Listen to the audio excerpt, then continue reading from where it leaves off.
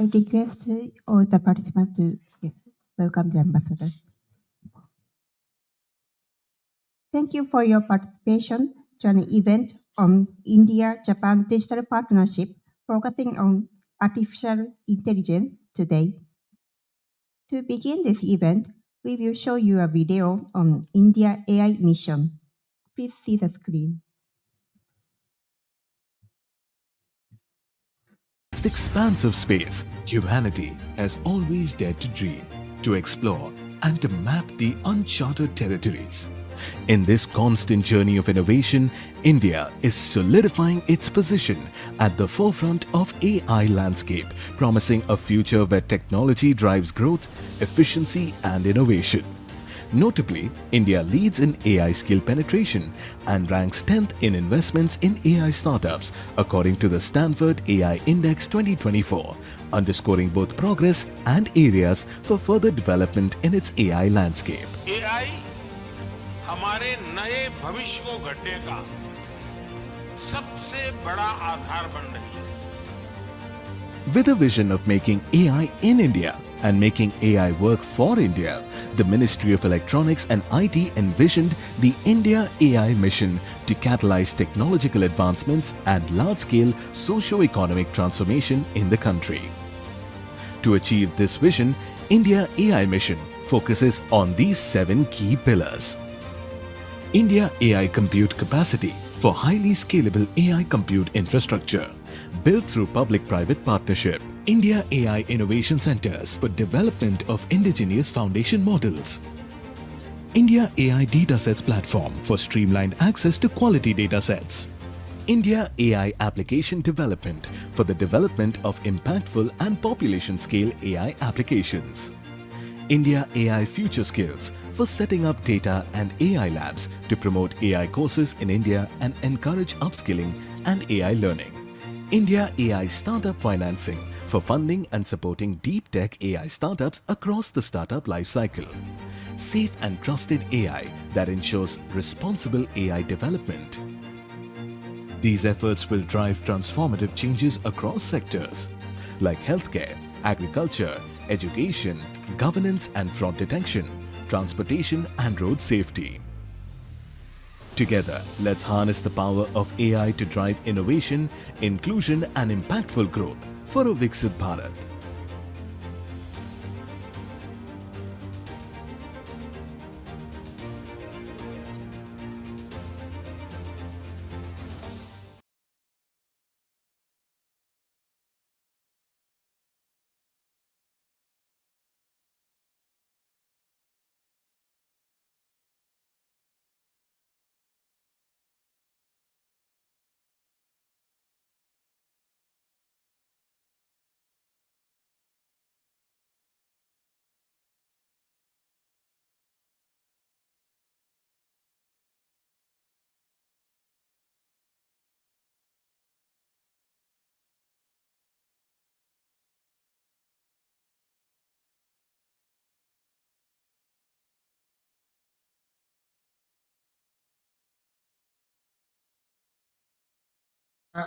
Takayuki Sako, Deputy Director, Software and Information Service Industry Strategy Office of METI Japan, Professor Chika Sugimoto, Professor of Yokohama National University, Japan, Professor Ganesh Ramakrishnan, Department of Computer Science, Engineering, IIT Mumbai, Dr. Pradeep Singh, Vice President, Invest India, Mr. Saurabh Bag, Associate, Fellow Observer Research Foundation India, distinguished guests, ladies and gentlemen. I am delighted to welcome all of you to this important discussion on the India-Japan digital partnership with a special focus on artificial intelligence.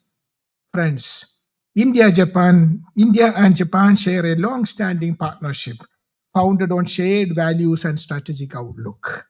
Our special strategic and global partnership now extends across multiple domains, from economic cooperation to peace and security in Indo-Pacific region, where both countries aim to work together to ensure stability and prosperity in a rapidly evolving global landscape. Economically, the relationship between India and Japan continues to grow. Japan is one of India's most significant investors with a commitment to investing 5 trillion yen in India by 2027. And I'm very happy that we are making significant progress in that. These investments are vital to India's development in key sectors such as infrastructure, manufacturing, and technology. The establishment of India-Japan Digital Partnership, IJDP, in 2018 marked a significant milestone in our economic cooperation. This partnership has fostered collaboration in areas like startups, digital talent exchange, etc., and has now broadened further to include cooperation in semiconductors. The MOU on semiconductor supply chains and the launch of Semiconductor Policy Dialogue have expanded the scope of our digital collaboration. Dear friends, India has launched significant initiatives in the area of AI, driven by government's commitment to supporting innovation and making AI a key pillar in our national growth. Earlier this year, the government has approved India AI mission with a budget of over 1 billion USD. It is a comprehensive initiative aimed at strengthening India's position in the global AI ecosystem. The mission has several key pillars, including India AI compute capacity designed to create a state of the art AI infrastructure with over 10,000 GPUs. The India AI Innovation Center will spearhead the development of large multimodal models and other foundational AI technologies. The India AI Datasets Platform and India AI Future Skills initiatives will provide access to quality data and promote AI education across India. The India AI Startup Financing Mechanism will provide critical funding to AI driven startups, enabling them to scale and commercialize their innovations. Just last week, India also announced setting up of 3 AI centers of excellence focused on healthcare, agriculture, and sustainable cities. Dear friends, as we celebrate 10 years of our special strategic and global partnership in 2024, we are looking forward to elevating our digital partnership by focusing on emerging areas with artificial intelligence at the center of a India-Japan Digital Partnership 2.0. The new phase will emphasize collaboration in AI and other cutting-edge technologies, supporting innovation and growth in both our countries. Let me stop here. I am very happy to know that we have a range of speakers joining us today from India and Japan at the event. I thank you all for taking time out to participate in the event. I'm confident that the discussions today will be useful and productive. Thank you and good afternoon. Thank you, sir, for the remarks. Next, I would like to request Mr. Abhishek Singh, Additional Secretary, and Ms. Kavita Bhatia, Scientist G and Chief Operating Officer, India AI Mission, Ministry of Electronics and Information Technology, Government of India, to make remarks and presentation virtually. Please see the screen.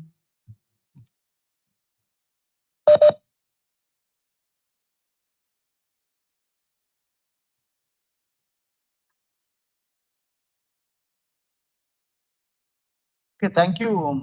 This is Abhishek Singh. I'm Additional Secretary Beatty. I must compliment the Embassy of India, Tokyo, and especially His Excellency the Ambassador for taking this initiative to convene this collaborative workshop on India-Japan Digital Partnership. And I'm on the way to the Parliament, so I hope my connectivity is okay. In case I get disrupted, my colleague Kavita would complete the presentation. So I compliment to all the speakers and all the delegates who have joined here today. We have a very long-standing partnership with Japan, and the areas of cooperation, as our ambassador has also mentioned, cuts across a whole range of topics, ranging from semiconductors to artificial intelligence to digital public infrastructure to digital skilling, R&D, as also startup collaboration and cyber security. as also building partnership between companies within India and Japan. So it's a very comprehensive partnership, and we've been working very closely with Japan on several aspects. Today's discussion is primarily related to artificial intelligence. And I must mention that in AI also, we've been working closely with Japan, especially on the global partnership on artificial intelligence, which we are chairing this year. And we took over from Japan, and we had attended the summit that was held in Japan in 2022. And last year, December, we hosted the AI summit in which Japan also participated, and we are engaged very actively at the global level with regard to formulating policies and frameworks for governance of AI globally. When it comes to India's approach to AI, our approach, the national strategy document says it's about AI for all, how we can use it for innovation, how we can use it for improving access to public services. India's story with regard to digital public infrastructure is well known. And now what we are trying to do is that to bring a layer of AI over the DPI, so that when we are giving access to services like healthcare, education, agriculture, logistics to people, with the use of artificial intelligence, these services become more robust, these services become more scalable, and these services become more accessible, especially with services in all Indian languages with the help of a project called Bhashini. And now we're also building voice-enabled services. AI also is being used for improving efficiency and innovation in various sectors, whether it's manufacturing, whether it's using data for public for decision making. So it also really helps in enhancing efficiency and innovation. Then it's also leading to driving inclusive development, especially with transcending the barriers of language and voice. And it's also helping us include more and more people in our AI story. It's empowering citizens, because when citizens can interact freely and transparently with the government, they are able to get more information in a clear, transparent manner and be able to access the services to which they have a right to. Next slide, please. Yeah. So India AI mission, our ambassador also referred. We've got 2 slides ahead. The 7 pillars. Yep.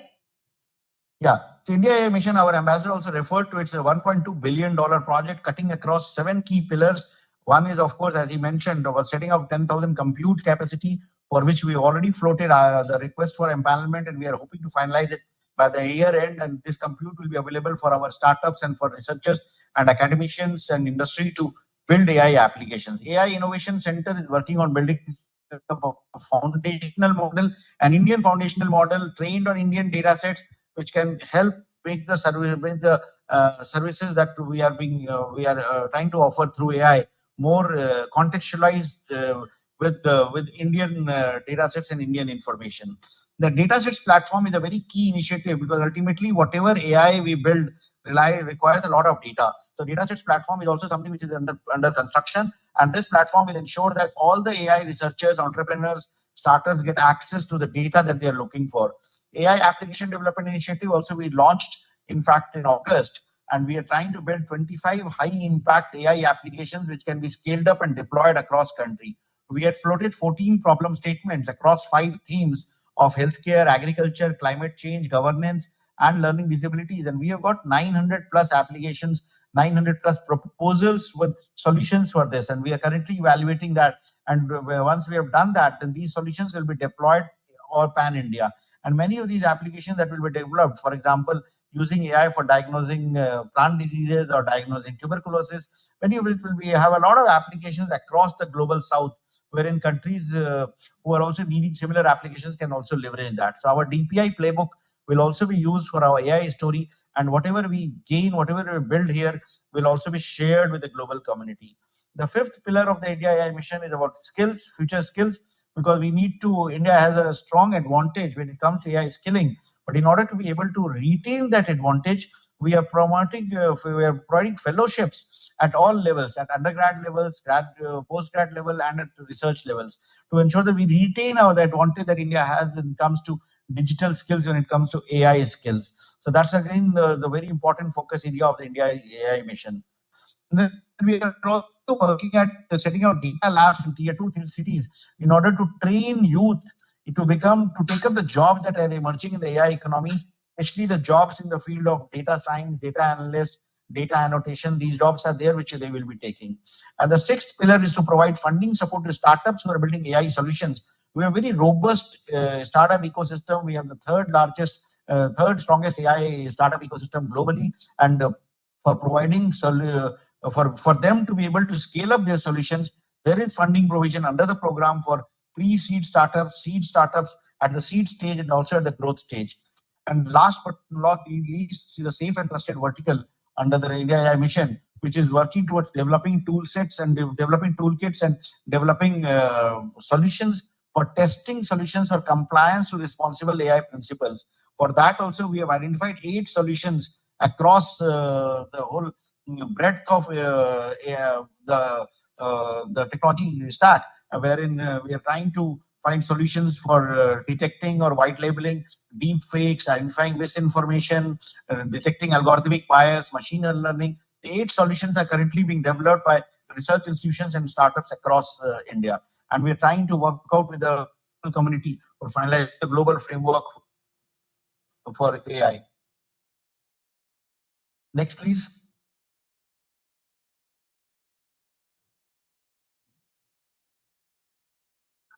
Yeah. Next, please. And then we are also working with industry. Next slide. We're also working with industry to come up with voluntary commitments in order to ensure that whatever AI solutions the industry is building also comply to the principles. And this is aligned with the Hiroshima AI process. We are part of the Friends group that Japan has set up after the G7 Hiroshima summit.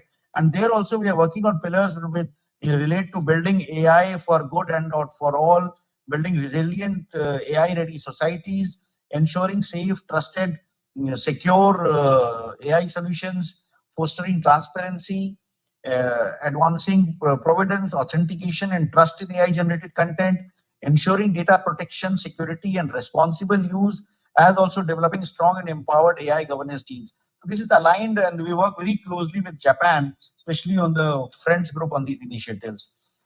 Next, please.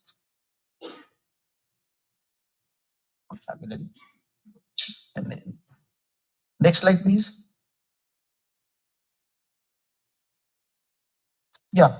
So India-Japan collaboration, as I mentioned, cuts across various multilateral and global forums like G20, the G20 Brazil, the declaration also on AI. We were aligned with it, which followed by the leadership declaration that was adopted in the summit that was held in Delhi in December last year. Then we are also the founding members of GPay. As I mentioned, the GPay summit was held in Japan in November of 2022, and then followed by December 23 in India. And again in December first week, we'll be meeting in Serbia, in Belgrade for the conference. And we have been sharing at various forums with regard to how we can together build up a AI era, which is not only we are able to ride on the innovation, but we are also able to build safe and trusted solutions. At Quad also, we have several discussions related to AI with Japan and US and Australia. Then the India-Japan digital partnership is for us well known. So we've been working closely with Japan, and I'm sure this workshop which is being organized today will go a long way in strengthening the bonds that we have today, sharing of knowledge, sharing of information. Japan has also set up an expert support center with which we have a lot to learn from, a lot to benefit from. We interact very closely with them, and I look forward to working with the Japan team, with our AI mission, and trying to share what we have as also to learn from what Japan has done. Next, please. I think this should be all. Next.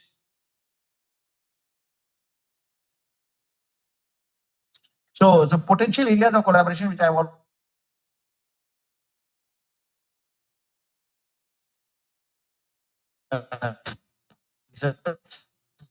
Field of sustainable agriculture, we can join AI challenges, healthcare, then we can work in Industry 4.0 for robotics. Japan is a leader in the field of robotics. There are a lot of areas to learn from Japan in that field. We are also finalizing a robotics strategy. We're happy to be connected with the actual teams which are working on these sectors to be able to build that. And of course, working together to create a global AI workforce to ensure skilling, to ensure curriculum development, deployment in our engineering colleges and polytechnics, to ensure that we are able to keep our workforce AI ready. Next.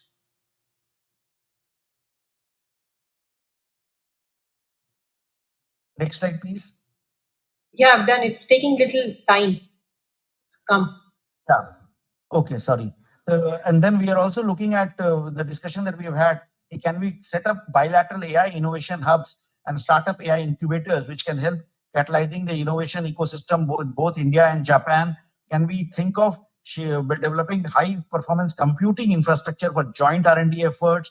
Can we take on knowledge sharing on voluntary commitments? How compliance is ensured? How do we work on ensuring that all AI solutions conform to the responsible AI principles, work on AI safety institutes. India is also setting up an AI safety institute.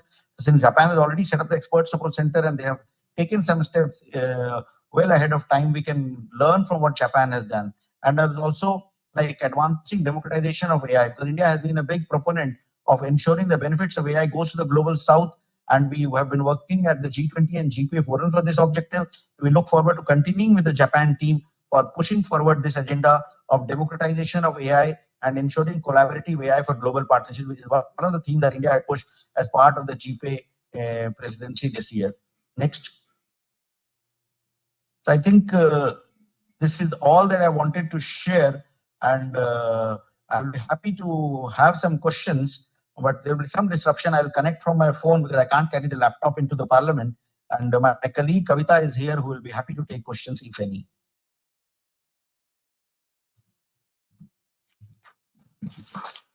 Thank you, Pat, for Kavita, sharing you your can valuable continue time further. with us. Yeah, I'm there. Next, I would like to request Mr. So in case Takayuki Sako. questions are there, we can take it from here. We will take the questions later. Thank you very much. Next, I would like to request Mr. Takayuki Sako, Deputy Director, Software and Information Service Industry Strategy Office, Commerce and Information Policy Bureau, Ministry of Economy, Trade and Industry, Government of Japan, to make a presentation. Yeah, thank you for having me. My name is Takayuki Sako from Ministry of Economy, Trade and Industry of Japan.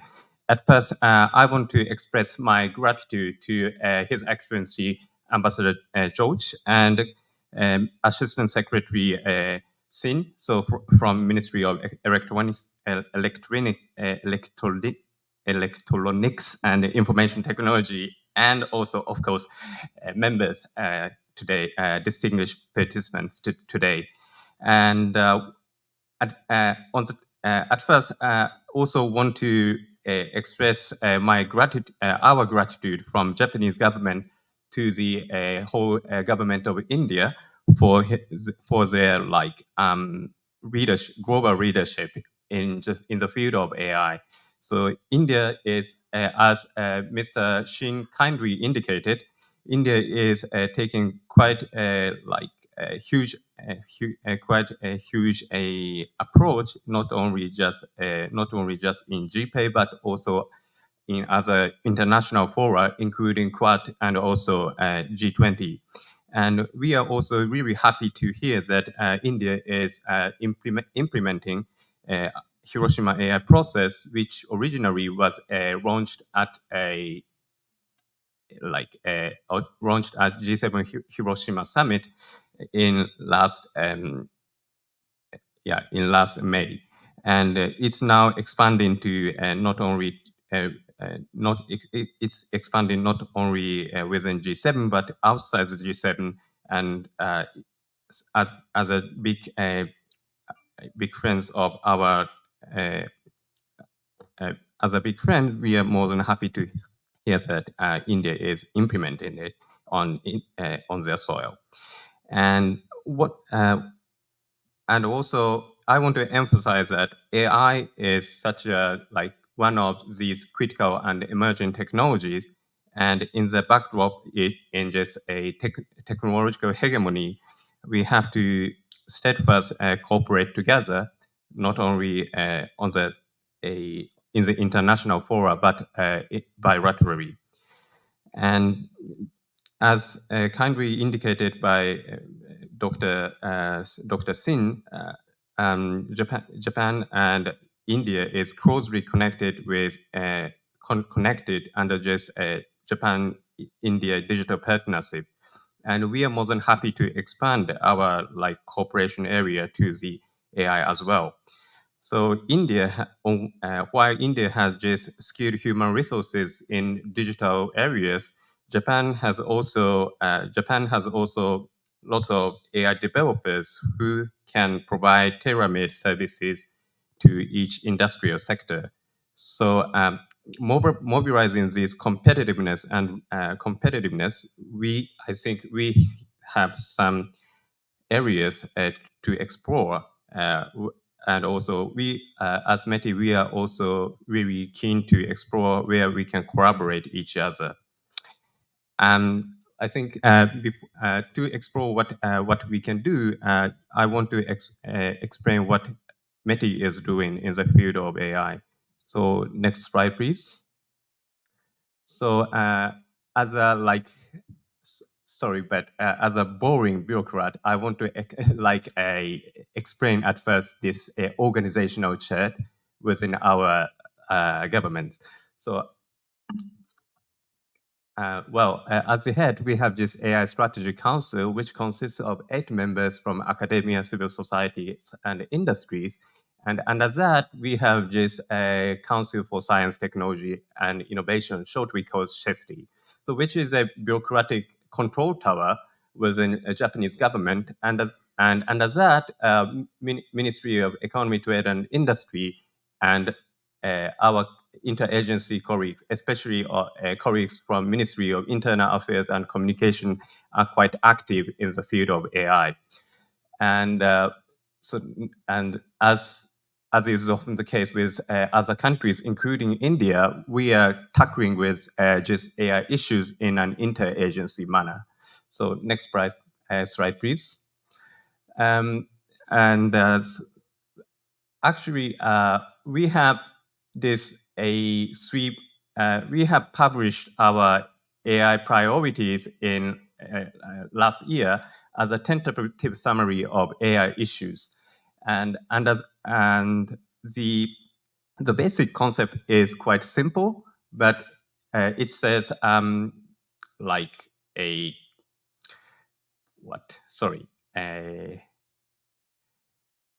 so leveraging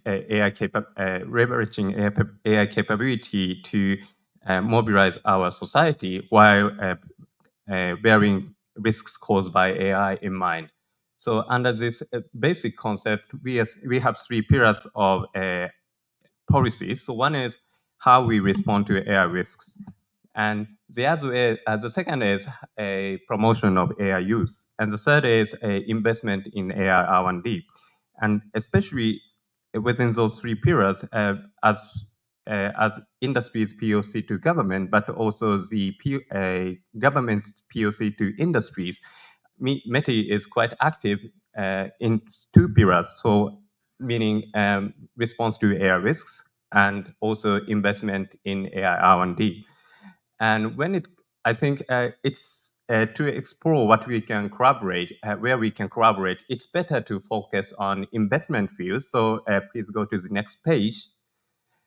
Well, I can jump this page here. So next slide. Yeah, and investment pillar, we are focusing mainly on 3 areas. So one is support to the AI, supporting to the support to the getting computing resources, and as you might be aware, Japan has this Economic Security Act, and under that, cloud program is one of the critical material. And utilizing this framework, we are supporting entities who would like to acquire the computing resources from AI chip makers, including NVIDIA and so on. And actually, with this program, actually we have achieved, or we are expecting to achieve our domestic computing resources to the total of 60 exaflops, and which is actually nothing in comparison to like big tech companies in the West Coast, but still, from the perspective of economic security, we are more than keen to acquire the computing resources on our soil. So next slide, please. And also, we have, as METI, we have also just a National Institute, a shortly called AIST, and with this organization, we are opening our computing resources to the private entity either. And yeah, so leveraging their capability, private companies, including startups, are quite active to develop a Japanese LLM. So next slide, please. And I want to emphasize that Japan is doing effort not just to adapt AI. It means what we want to do is not just to adapt AI, but rather we want to create a AI ecosystem on the Japanese soil, meaning as a potential, we have just rich data sets, which is housed within our each industry sector, but also in industry entity. So leveraging this data set, what we want to do is to what we want to have this multimodal and also tailor-made LLM, which is quite applicable to each industry. So for that purpose, we are providing just a GENIAC Generative AI Accelerator Challenge. And with that, we are encouraging AI developers to create AI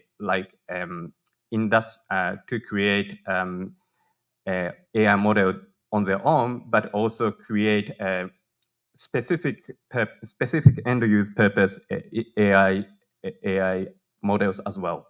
And under this program, what we are doing is not just providing computing resources, but what's more important is to promote exchange among AI developers. So I always say here, so unfortunately, we are not the West Coast of the United States, meaning we do not have such a big capability and such a good. Unfortunately, we do not have the highest standards of knowledge. So, but to overcome such challenges, it's quite essential to invite the highest, essential to promote exchange of views among Japanese AI developers. But sometimes we also invite US colleagues, so meaning, for example, Google DeepMind and Anthropic, to share their best knowledges to our colleagues from AI developers. And as third pillar, we are also promoting collaboration with between AI developers and also AI users and data holders. So, and next slide, please. As an example of just a GENIAC challenge, we are actually seeing good startups. For example, you have heard of Sakana AI, who is a unicorn company in Japanese AI field. And also we have, for example, Prepared Networks and also Kotoba Technologies, such a good AI startups. So, and what interesting is they are also quite keen to cooperate with foreign counterparts, meaning it's quite common in Japanese societies and also in Japanese technology, but that they are just interested in domestic market. But in case of them, in their cases, they want to go beyond the border and more than happy to cooperate with foreign counterparts. So we, as METI, we also want to promote cooperation with, of course, with Indian colleagues and also highly skilled resources either. Next slide, please.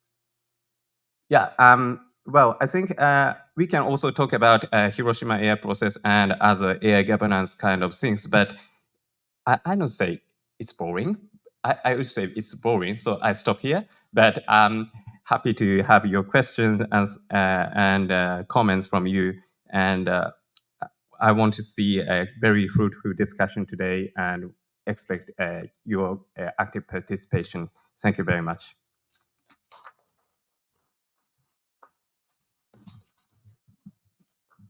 Thank you for the presentation. Next, I would like to request Professor Chika Sugimoto, Associate Professor, Yokohama National University, Japan, to make a presentation.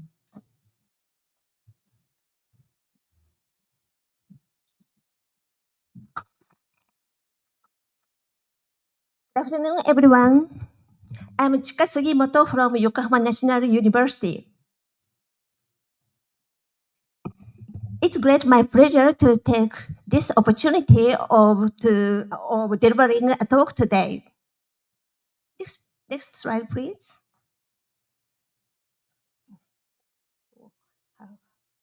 So my special field of expertise are perceptual information processing, biomedical measurement engineering, and medical ICT. And my research interests are understanding and recognize of human conditions using AI based on the sensing and analytical technologies. Next slide, please. So first, let me introduce my university, our university. Here is our campus, and there is a lot of greens. And our university have six graduate schools and 5 colleges. And sorry.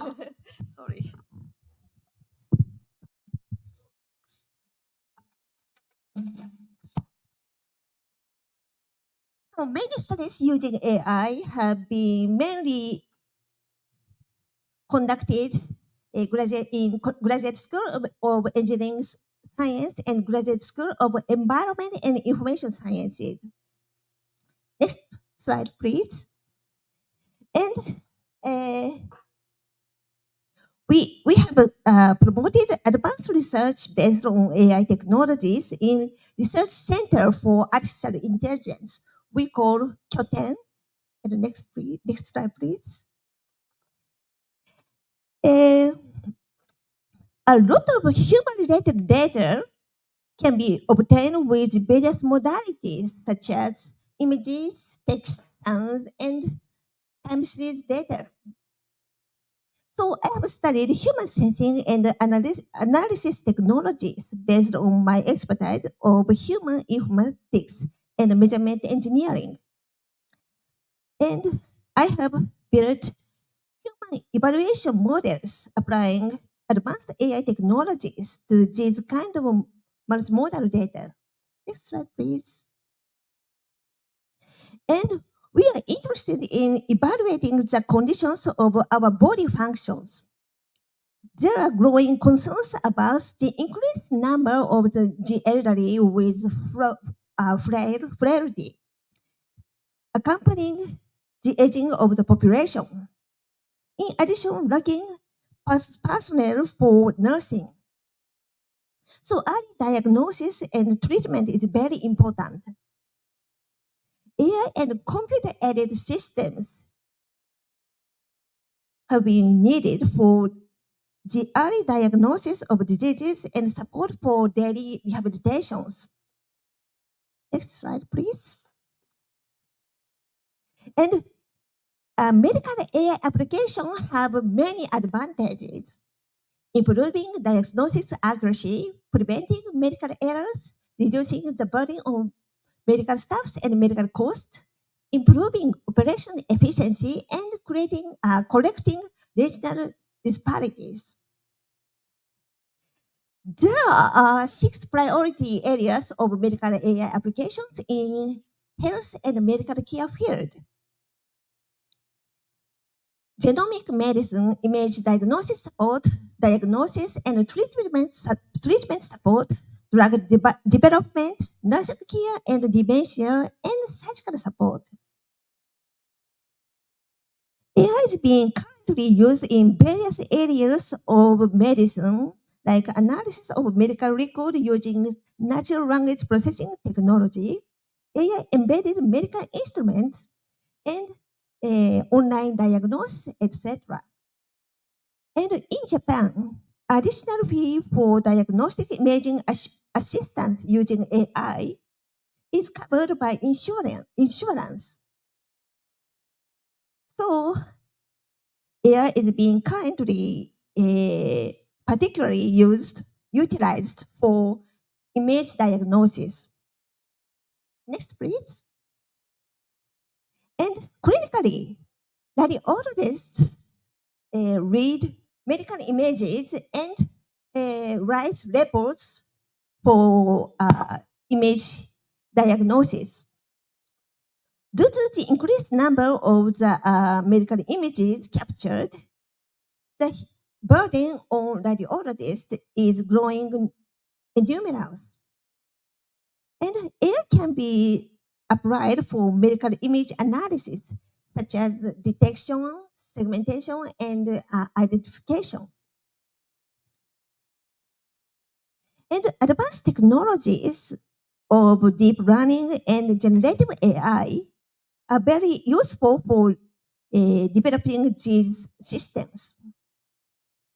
We are conducting researches and development of the architectures using CNN and transformer, this kind of the models, deep learning models, and large module, and so on. So we are collaborating with Indian university related to this kind of the research. And the next, please.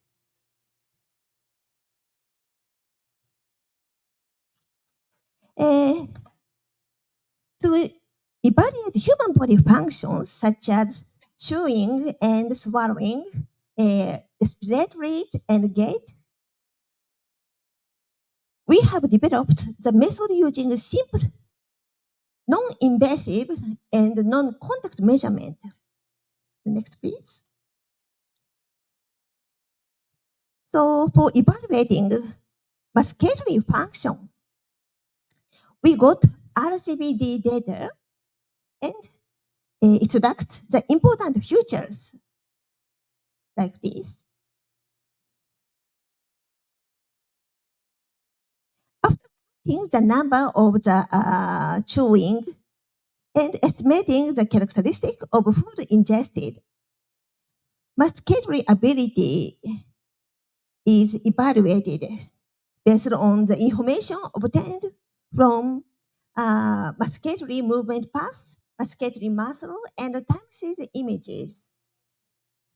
And we use these kind of the deep learning models and biosignal processing method. And next, please. And we have also studied individual optimized disease detection models. Human-related data to be accumulated is not clean and imbalanced. Individual data is very small and have different between person to person. So we built a disease detection model optimized for individuals using limited personal vital data with in-person and interpersonal learning such as domain adaptation. Next, please. And the method to recognize how a person feels is useful in various situations such as online communication and machine interfaces. And though there are some approaches using face expression, behavior, posture and voice and natural language, multimodal data, including biosignals, contributes to improve the recognition accuracy. So we have developed multimodal recognition models using AI technologies. And please last page. And in our university, various initiatives for Japan-Indian collaboration are being undertaken. We have a Yokohama International Education Program, we call SIP program, for leading sustainability transformation. It promotes Japan-India brain circulation and industry, government, academia networking. And utilizing the network with participating university from India, we have worked to develop a sustainability transformation of human resources. So we held a special international symposium titled Artificial Intelligence for Transformation to Sustainable Society on August 30 this year. And this event is was supported by Embassy of India. Thank you. So I have collaborated. Sorry. Back to yes. Thank you. So I have collaborated with professors from India University in the field of AI, and I visited India this year, and so we expected to be able to promote this kind of the collaboration successfully. Thank you for kind attentions.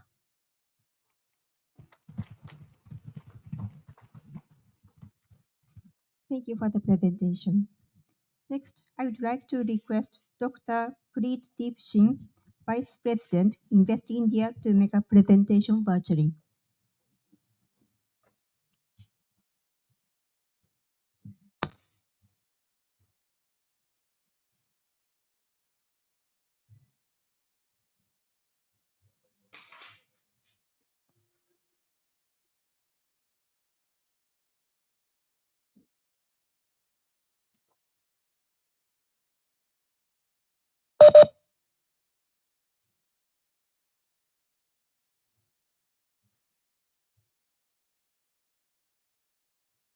Sure.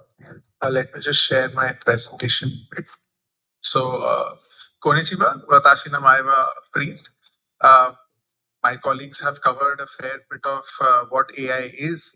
So I will move a little to something that I understand because it is based on human intelligence and human data.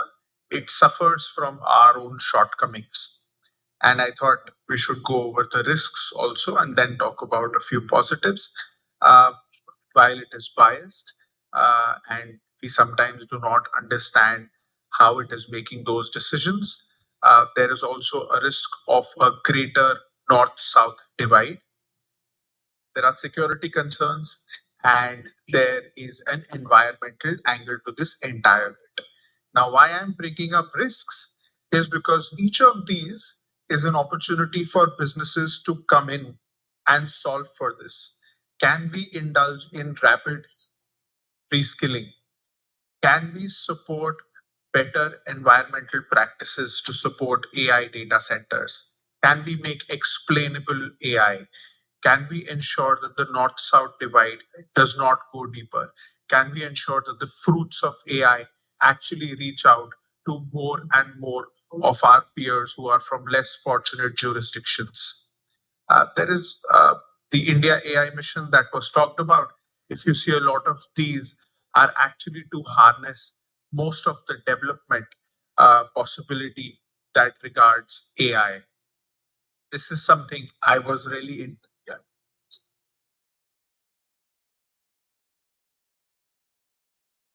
Yeah. Is this better? It's just the WebEx screen. Is this better? Yeah. Okay. Right.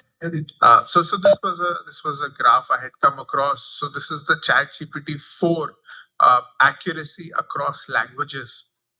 And a lot of Indian languages were at the bottom of this chart. So we would want to ensure that over time we have more support for vernacular.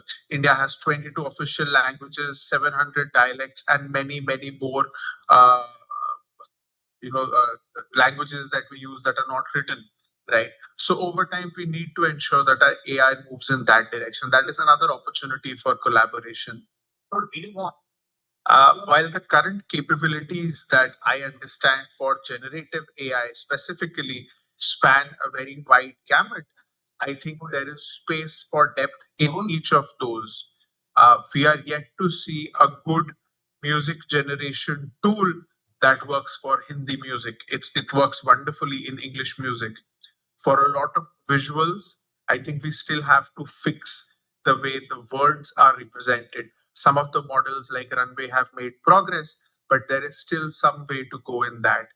I think code generation has been wonderful. Note taking, content generation, it's doing great. In terms of PDF reading and summarizing, I think we are all then limited by a context window. And I understand some firms have reached up to 1 million tokens in context window. But I think as we move forward, this is another field that will be ripe for expansion. These are some interesting stats that I thought might be worthy of sharing. So after a very long time, the world is seeing a technology where the top actually has used this more than people who are at entry or medium level. Go back to WhatsApp. It was mostly the teenagers who had started using WhatsApp on their phone and then had given it to their parents or their bosses or their seniors and then their grandparents. Generative AI is being used by leaders already, by vice ministers and ministers already, and probably being percolated from that CXO level, even in corporates, down to new joinees and mid-career professionals. There is a need to upskill. There is opportunity for content, for upskilling, for reskilling. People are very, very optimistic. India is one of the most optimistic societies when it comes to AI. The US, this was a survey that was done, which is about how fast people have picked up use of AI. And they saw that this sort of growth is very, very fast. You know, the automobile came out in 1908. I think that was Ford Model T. Automotives did not take off in the US per se for the next 10 to 15 years, whereas the rate of adoption of AI, specifically ChatGPT in this graph, is going very high. And in the past 7-8 months since this survey was done, I would suspect it's probably grown by another 10%, at least globally. So what this means is we have many more users who are there, and we need people who develop things on top of this. The India AI mission was already explained. We also have a national strategy for artificial intelligence and AI for all initiative. There is a DPDP Act that will most likely be the central regulatory piece in this. They mentioned the 3 centers of excellence that Department of Education recently announced. And I just thought I'll take a moment of looking at some of the Indian players who are changing the way this entire thing is done.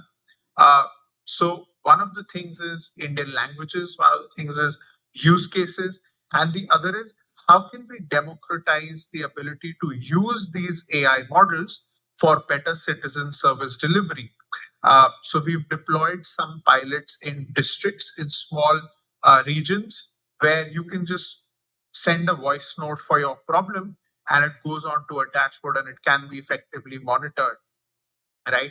Sarvam, supported by Meta, has created LLMs that work for Indian languages much better than existing LLMs could support that, right? We've also had agriculture where people can call up a helpline and get the best guidance on weather, on soil, on seeds in a language of their choice, right? So the startup, this is probably the tip of the iceberg for the startups in India. There are easily 1,000 more startups that are flying below the radar and that will come out with more and more things in the future. We are happy to say that there are a lot of private participants that have committed to train millions of Indians in AI skills, apart from the government's own initiatives, of course. We see a lot more money flowing in from the government. We see India's rankings on global ranking parameters going up in terms of AI skills and talent. In academics, we definitely can partner and learn from our peers to grow this even further. This is just an overview slide that I wanted to leave you with on the variety of initiatives at the government level, where it is a government institute or it is a government department that is trying to get academia, industry, and research all together to improve citizen experience on these things. I think over time we'll get to a point where we have to get this army of staff that's smarter than us, that's helping us, and that's all virtual and AI. Thank you.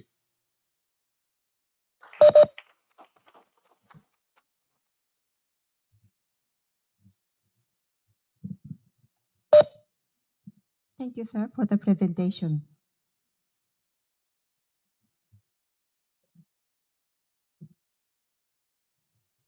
Next, I would like to request Mr. Sauradeep Bug, Associate Fellow, Observer Research Foundation, to make a presentation virtually.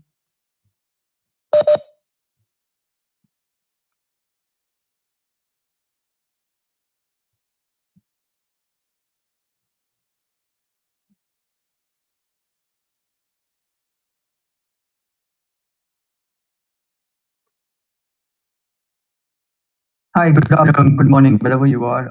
I hope you can see my presentation. There are no gray boxes in the corner. I would like to take this opportunity first to thank His Excellency the Ambassador and everyone at the Embassy of India for this opportunity.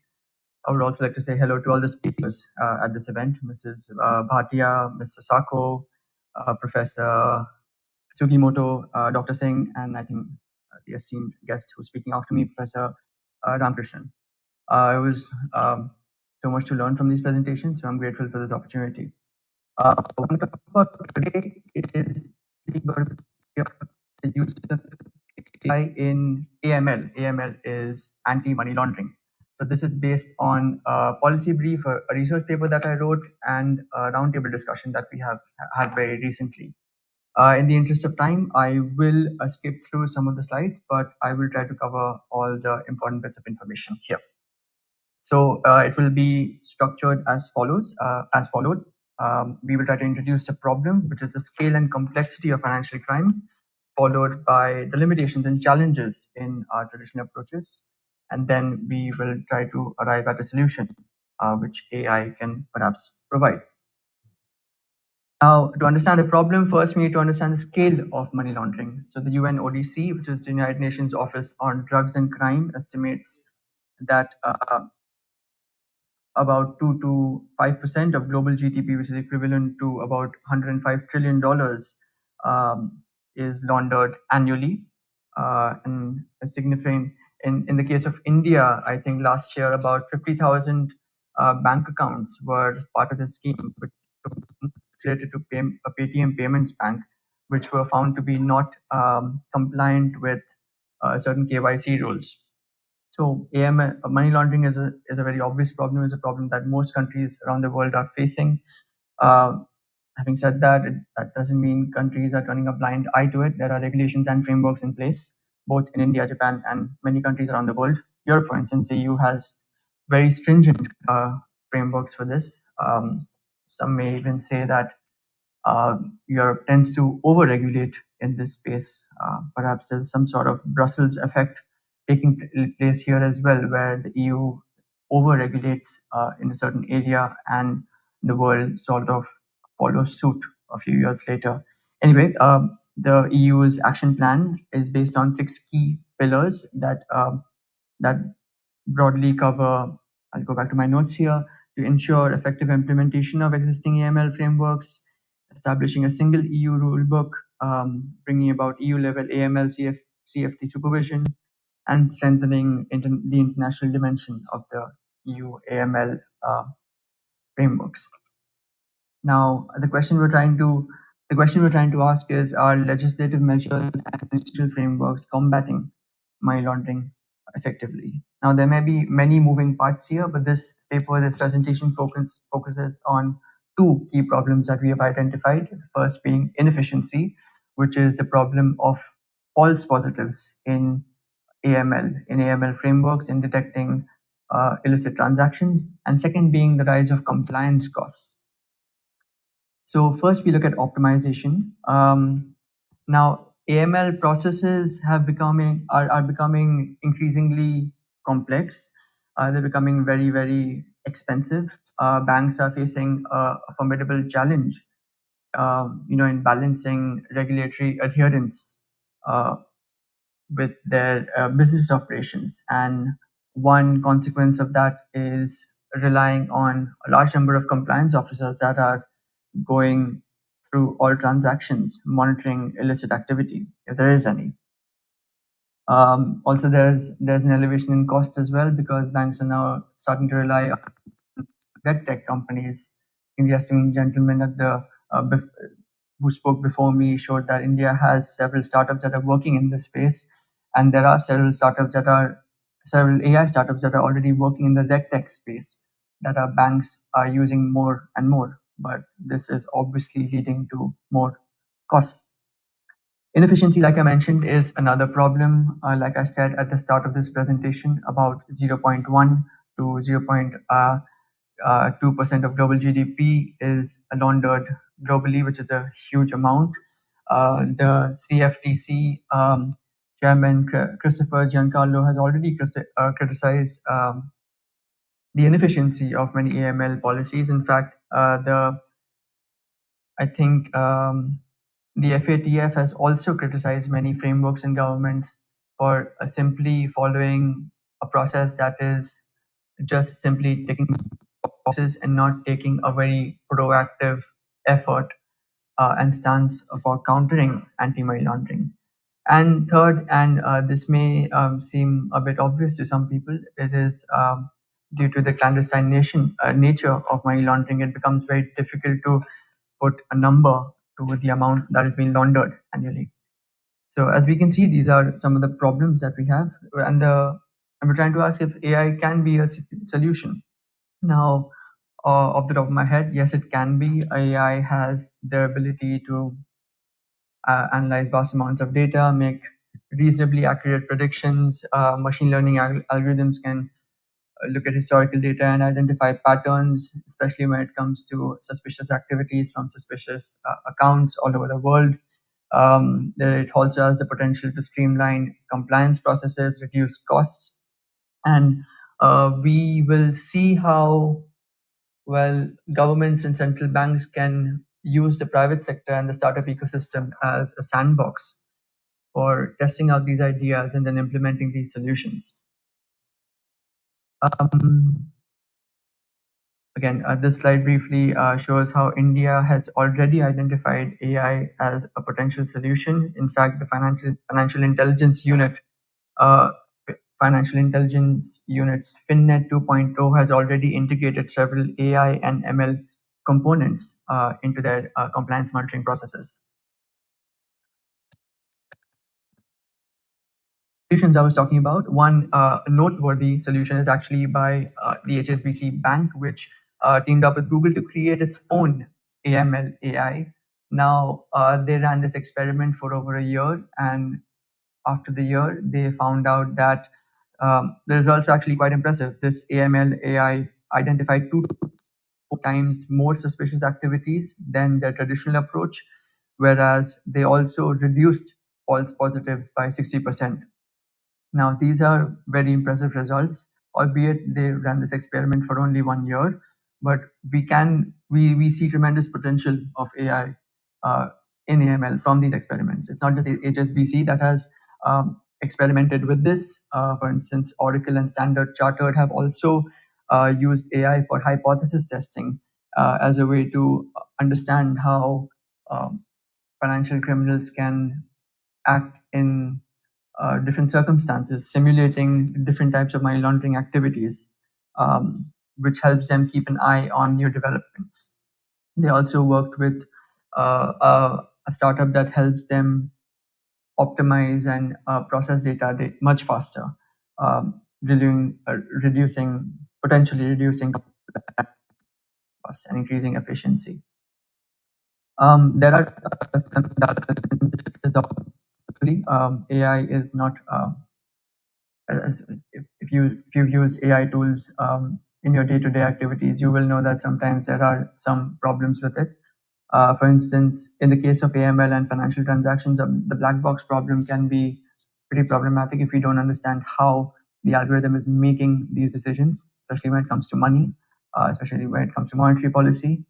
So this could be a potential challenge. Generative AI, for all its positives, also has some negatives, simply because now financial criminals can create false identities and make transactions very easily.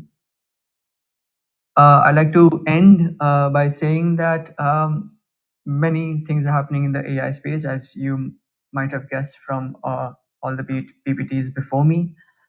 We have to understand that AI is growing at a rapid pace, and sometimes we don't understand where this development is headed. I think it was Ronald Rumsfeld who said something about US defense policy, but he used the term unknown unknowns, which simply means that we don't know what the future holds. I know there is tremendous potential, and it may seem a little paradoxical to say after an entire presentation on AI, but we simply don't know where we're headed. There is tremendous potential, and we should be optimistic about it, but we should also be wary of the risks associated with it. Not just that, there's been a lot of AI washing as well, akin to, let's say, the dot-com bubble in the early 2000s, where companies would simply claim to be internet companies, and then they would get tremendous valuations. A lot of companies seem to be doing the same thing using for AI now. More often than not, they tend, instead of being an AI, they tend to be a group of software engineers pretending to be an algorithm somewhere. But yes, I would like to end this presentation on an optimistic note. There's tremendous potential for AI, and thank you so much for this opportunity.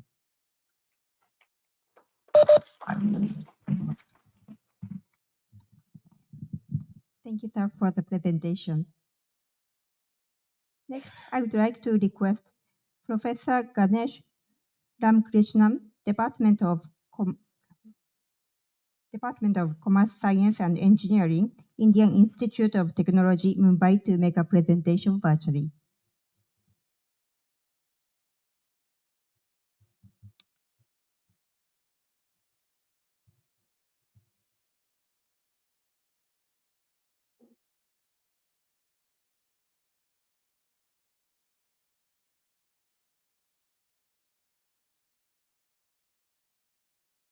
A very good evening, actually good morning to everyone here.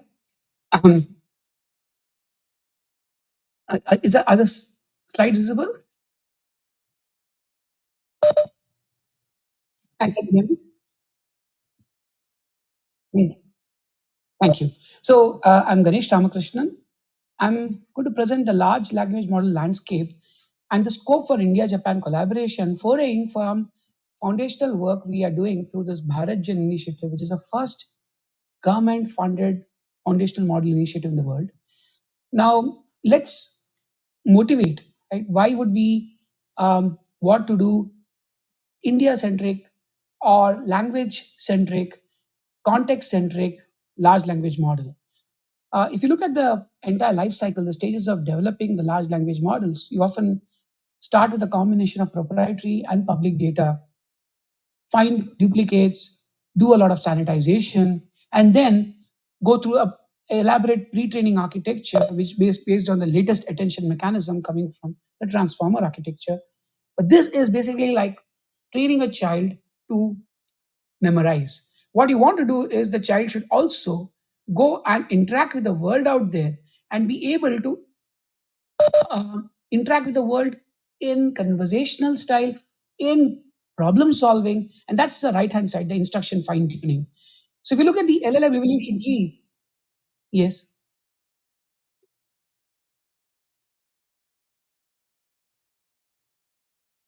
Okay, reshare the presentation. Okay. Is this visible now? Okay, it's blurry. Would you like to screen share the presentation? That's also fine. Right. So as the screen sharing comes up again, there's been an exponential increase in the number of foundational model initiatives across the world. If you can go to the next slide, please.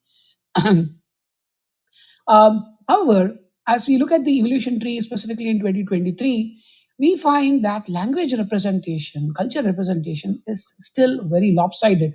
Can you go to the next slide, please? The next slide, please. So the common problem, which creates an excellent starting point for our collaboration between India and Japan, is a sparsity of languages, the language representation. If you specifically look at India, Hindi and other 700 Indian languages have less than 1% representation.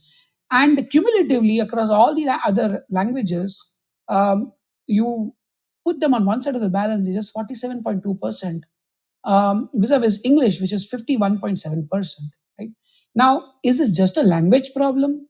If you can go to the next slide, you'll find that, well, even if you land up doing a lot of translation of the data, right, you will not be able to necessarily cover culture, history, the nuances, right, the ecosystem associated with images, for example, as you see here. Or the other end is the text and scripts. So we have also, while we bring in all the Indian scripts, of course, a subset of them are actually being used for representing the 22 and even 700 languages. Japanese itself also is very rich in culture and language. Can you go to the next slide?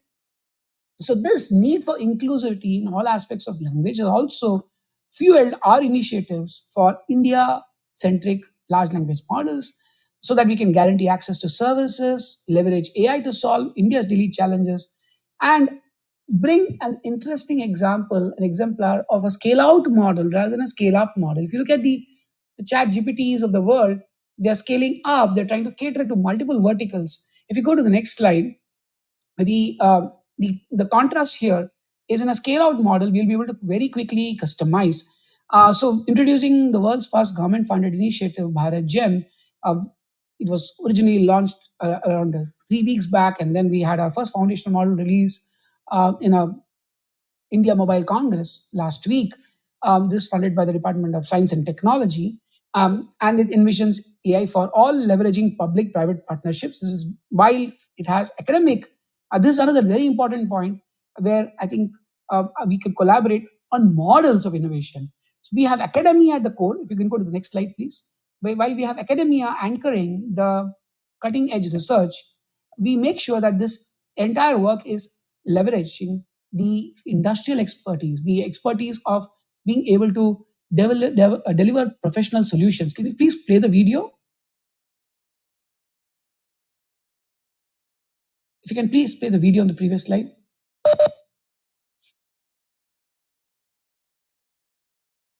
Okay, you're not able to play the video. If you just go back to the previous slide, just click on the play and the video should play. Okay, let me try and play the video again from our end. I'll try one more time.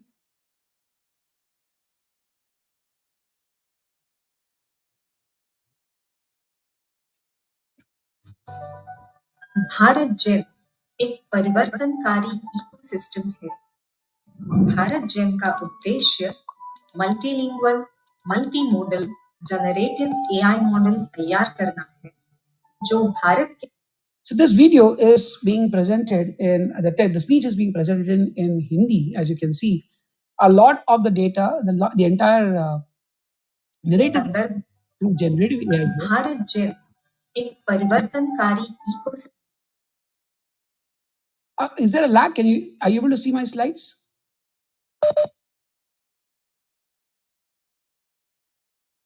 It's still blurry. Okay. Okay, please.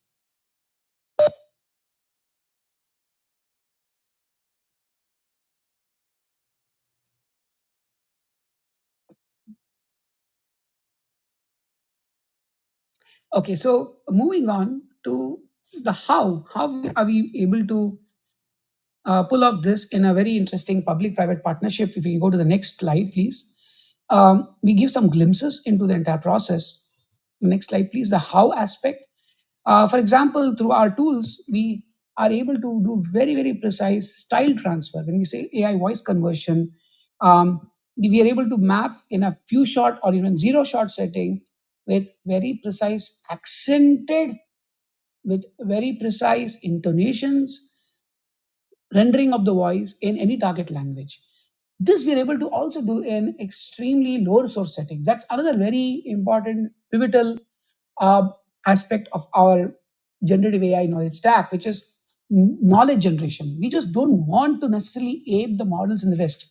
If you go to the next slide, please, since you're not able to play the videos. So we also built out, along the speech models, we built out the text models. The next slide, please.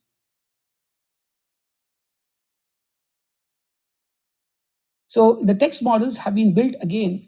If you're able to play the video, great. Otherwise, we can move on to the applications. The text models have been built on data efficient learning.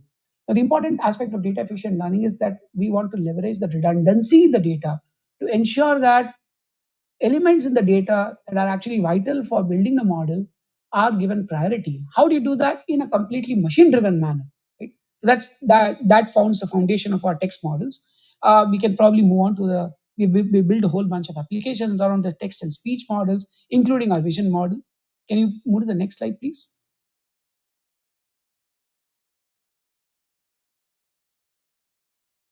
So we've also built out applications in the form of agriculture bot, e-commerce, seller assisted, the integration of vision models with speech and text models. Can we go to the next slide, please? Since you're not able to play the videos. So this is the grand goal, right? If you really want to be data efficient, inclusive of languages, inclusive of modalities, and especially respect the fact that speech is still a very, very preferred mode of interoperation, we need this any input, any task way of mashing, way of basically creating canonical representation. So and we also need to somehow separate. This is a very important separation of the semantics, separation of word knowledge from the language. Because if all knowledge is driven by language, then we basically also have the bias that English brings in. We have the bias that the content creators in English are bringing in. So this has been under the underlying thought process behind the Bharat Gen. As I said, it's not just about aping the models in the West, building things from scratch, but building also on principles that are driven by a scale-out mechanism, where we are able to include through public-private partnerships. We are able to also include the people not as just data consumers, but also data producers, not just as model consumers, but also as model producers. Can you go to the next slide, please?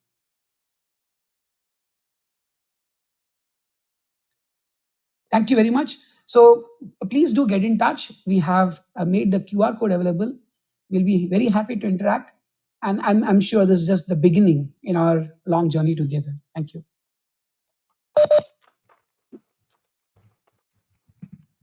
Thank you, sir, for the presentation. Now we will conclude the event on India-Japan digital partnership, focusing on artificial intelligence today. We will have a networking session with light refreshment at the foyer from now on. We hope you will join us.